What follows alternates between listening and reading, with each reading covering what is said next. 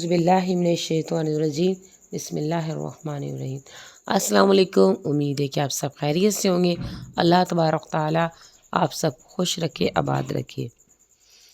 जिस खुशकिस्मत इंसान को ईमान की हलावत नसीब हो गई हो, उसके लिए तहज्जुद की नमाज इंतहाई लजीज इबादत का दर्जा रखती है। तहज्जुद वो टाइम होता है जब बंदा अपने अल्लाह से बात करता है, अल्लाह से बात करने के लिए तड़पता है। तहज्जुद की नमाज के लिए जागना अल्लाह की बेशुमार नेमतों में से एक नेमत है।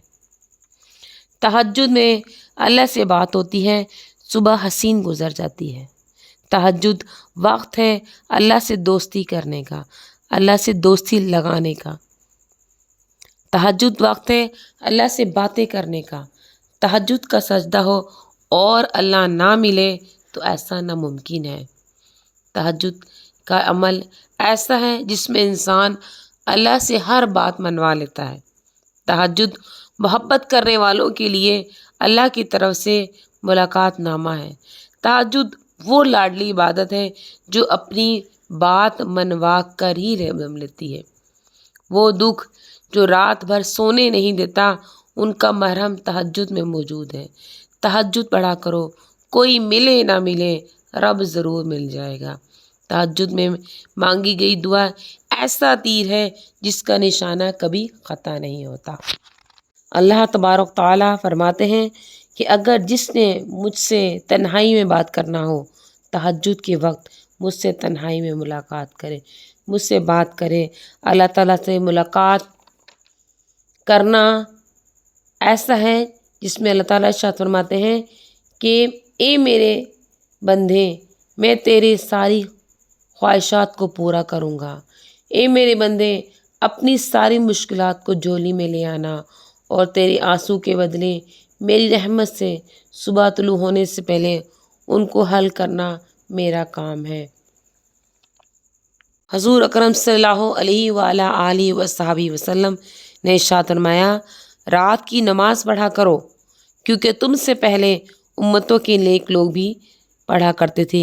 ये नमाज तुम्हारे लिए अल्लाह से नज़दीक होने का ज़रिया है और गुनाहों का कफ़ारा और गुनाहों से रोकने वाली है। एक और जगह हुज़ूर अकरम सल्लल्लाहु अलैहि वसल्लम ने इरशाद फरमाया, फ़र्ज़ नमाज के बाद सबसे अफजल तरीन नमाज तहज्जुद है। जामे तिर्मिज़ी की जिल्द नंबर 1 सफ़ा नंबर 99। आप सल्लल्लाहु अलैहि वसल्लम ने इरशाद फरमाया, हर रात को आखिरी हिस्से में अल्लाह ताला ऐलान फरमाते हैं, कोई जो मुझसे मांगने वाला और मैं उसे अता कर दूं, क्या है कोई मुझसे माफ़ी तलब का तलबगार और मैं उसे माफ़ कर दूं। सही मुस्लिम की रिवायत है, जिल्द नंबर 1 हदीस सफ़ा नंबर 258। सखी बाउ सुल्तान फजर की नमाज़ पढ़कर मस्जिद से बाहर निकले तो मस्जिद के दरवाजे पर एक कुत्ता बैठा हुआ था, अपने दोनों बाजू अपनी आंखों पर रखे हुए था। तो सखी बाउ सरवर के दिल में अल्लाह ताला की तरफ से हल्का हुआ कि सुल्तान पीछे जा और इस कुत्ते से पूछ कि तूने अपने दोनों बाजू आंखों पर क्यों रखे हुए हैं। सुल्तान बाहू फ़ौरन पीछे मुड़े और उस कुत्ते के पास गए और कुत्ते से कहने लगे, सुबह सुबह का वक्त है, नूर पीर का वेला है, तूने आंखों पर हाथ क्यों रखे हैं, अपनी आंखों को बंद क्यों कर रखा है। अल्लाह पाक ने कुत्ते को ज़बान अता की और वह कहने लगा, सुल्तान बहू, मेरा जी नहीं चाहता सुबह सुबह का वक्त हो और मेरी निगाह किसी बेनवाजी पे पड़ जाए। सुबह सुबह जब हम नमाज नहीं पढ़ते, कुरान पाक की तिलावत नहीं करते, अपने कामों में लग जाते हैं, कोई नौकरी की तरफ चला जाता है, कोई कारोबार की तरफ चला जाता है, फिर वहाँ जाकर अल्लाह पाक से दुआ करते हैं कि अल्लाह तबारक ताला अपना फजल अता फरमाए, तो फिर कैसे फजल होगा। जब हमने सुबह उठकर अल्लाह को याद नहीं किया, अल्लाह का जिक्र नहीं किया, तो हम पर कैसे रहमतें नाजिल होंगी, तो हम पर कैसे फजल अता होगा। एक मरतबा हुज़ूर अकरम सल्लल्लाहु अलैहि वसल्लम हज़रत फ़ातिमा ज़हरा रज़ी अल्लाह तआला अन्हा के पास से गुजरे तो उनके हुजरे का पर्दा उठाया तो फ़ातिमा कहने लगे, फ़ातिमा آپ کیا کر رہی ہیں؟ تو آپ حضرت فاطمہ رضی اللہ تعالیٰ عنہ فرماتی ہیں کہ میں اللہ پاک کے ذکر میں مشغول ہوں۔ تو آپ صلی اللہ علیہ وسلم نے فرمایا فاطمہ سورج نکلنے تک مسلے تک بیٹھی رہا کرو، کیونکہ اللہ تعالیٰ صبح کے وقت رزق بانٹ رہے ہوتے ہیں۔ آپ نے اکثر دیکھا ہوگا کہ تہجد کے ٹائم ہی مرغا اذان دے رہا ہوتا ہے، ککڑو کہہ رہا ہوتا ہے، شور کر رہا ہوتا ہے، شور مچا رہا ہوتا ہے اور کہہ رہا ہوتا ہے یا ایھا الغافرون، یا ایھا الغافرون، یا ایھا الغافرون، اے انسان شرم نہیں آتی جس کا کھا رہا ہے اور سو رہا ہے، اٹھ اٹھ، سونے کا وقت ختم ہو گیا ہے، رونے کا وقت شروع ہو گیا ہے، اللہ سے مانگنے کا وقت شروع ہو گیا ہے، اپنے دکھوں کا مداوع کرنے کا وقت ہو چکا ہے۔ دعائیں مانگو، دعائیں مانگو، اپنی معافی مانگو، گناہوں کو معاف کرواؤ اپنے۔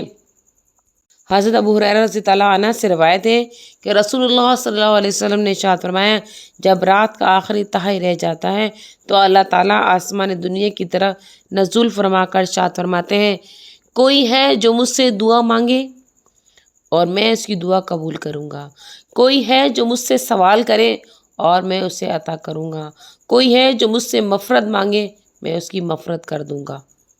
کریم صلی اللہ علیہ وآلہ وصحبہ وسلم کی نماز تہجد ادا کرنے میں عادت شریفہ مختلف تھی، 4، 6، 8، 10 رکعت پڑھنا ثابت ہے، مگر اکثر معمول 8 رکعت پڑھنے کا تھا۔ نماز تہجد کا وقت نماز عشاء کے بعد سے شروع ہو کر طلوع آفتاب فجر تک رہتا ہے، بہتر یہ کہ آدھی رات گزرنے کے بعد پڑھیں۔ مسنون طریقہ یہ کہ عشاء پڑھ کر سوئے رہیں اور سحری کے وقت اٹھ کر تہجد ادا کریں۔ عبداللہ بن عمر رضی اللہ تعالیٰ عنہ کہتے ہیں کہ آپ صلی اللہ علیہ وآلہ وسلم کے زمانے میں جب کوئی شخص خواب دیکھتا تو آپ صلی اللہ علیہ وسلم سے بیان کرتا تاکہ آپ اس کی تعبیر بتائیں۔ میری یہ آرزو تھی کہ خواب دیکھوں اور آپ صلی اللہ علیہ وآلہ وسلم سے بیان کروں۔ میں اس وقت نوجوان تھا، میں آپ صلی اللہ علیہ وآلہ وسلم کے زمانے میں مسجد نبوی میں سویا کرتا تھا۔ میں نے خواب میں دیکھا کہ 2 فرشتے میرے پاس آئے ہیں اور مجھے دوزخ کی طرف لے گئے ہیں۔ وہ دوزخ کنویں کی طرح بندش والی ہے اور اس کے 2 ستون ہیں، اس میں بعض لوگ میرے جانے پہچانے ہوئے بھی ہیں۔ میں دوزخ سے ان کی پناہ مانگنے لگا۔ ایک اور فرشتہ ہمیں ملا جس نے کہا ڈر نہیں۔ میں نے کہا یہ خواب ام المومنین حفصہ رضی اللہ تعالیٰ عنہ سے بیان کیا۔ انہوں نے آپ صلی اللہ علیہ وسلم کو سنایا۔ آپ نے فرمایا عبداللہ اچھا آدمی ہے، کاش وہ تہجد بھی پڑھتا۔ یہ سن کر عبداللہ رات کو نہ سوتے، تہجد اور نوافل پڑھتے اور بہت تھوڑا سوتے تھے۔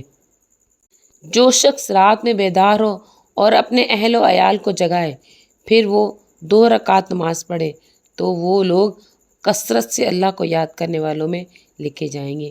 میری پیاری بہنوں بھائیوں، رب سے مانگنے کی عادت بنا لو، کسی چیز کی کمی نہیں رہے گی، کسی چیز کی کمی نہیں رہے گی۔ وآخر دعوانا ان الحمد للہ رب العالمین۔